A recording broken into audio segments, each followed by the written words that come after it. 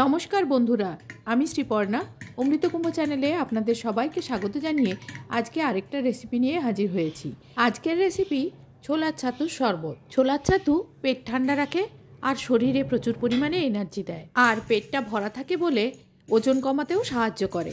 ছাতু তৈরি হয় এই ছোলাগুলোকে ড্রাই রোস্ট করে গুঁড়ো করে নেওয়ার পর। এগুলো হলো ব্ল্যাক চানা বা বেঙ্গল গ্রাম। ভাজার পরে ফুলে গিয়ে এই রকম দেখতে হয় ছোলাগুলো।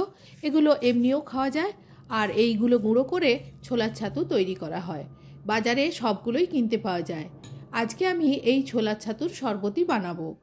বানানোর জন্য লেবু, পুদিনা পাতা, নুন, চিনি আর ছাতু নিয়েছি। প্রথমে একটা গ্লাসে 2 চামচ ছোলার ছাতু নিয়ে নিচ্ছি। আপনারা প্রয়োজনে 3 চামচও নিতে পারেন। আপনারা যেরকম ঘনত্ব পছন্দ করবেন সেই অনুযায়ী ছাতুর মাপটা নেবেন। 2 চামচ ছোলার ছাতুর জন্য 1 চামচ চিনি দিচ্ছি। খুব অল্প পরিমাণ নুন দিচ্ছি। আমি এখানে রক সল্ট ব্যবহার করেছি। সাধারণ লবণ বা বিট লবণও ব্যবহার করা যেতে পারে, বা দুটোই মিশিয়ে একসাথে ব্যবহার করতে পারেন। ফ্লেভারের জন্য কয়েকটা ফ্রেশ পুদিনা পাতা নিয়েছি।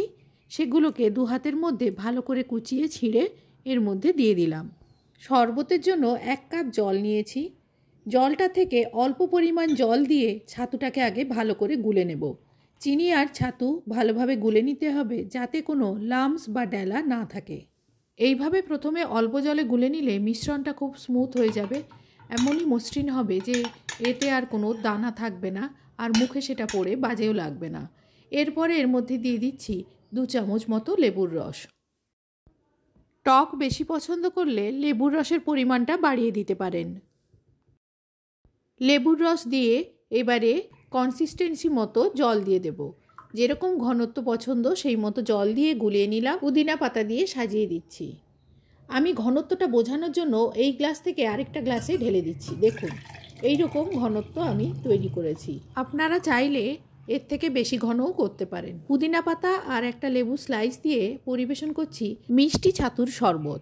এবারে এই ছাতুটাতেই দিয়ে দিচ্ছি কয়েক কুচি কাঁচা লঙ্কা, পেঁয়াজ কুচি দিচ্ছি।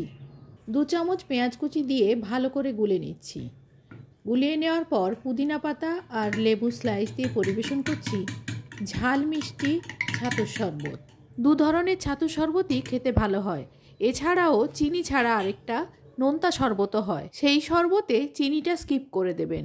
নোনতা শরবত সুগার রোগীদের পক্ষে ভালো।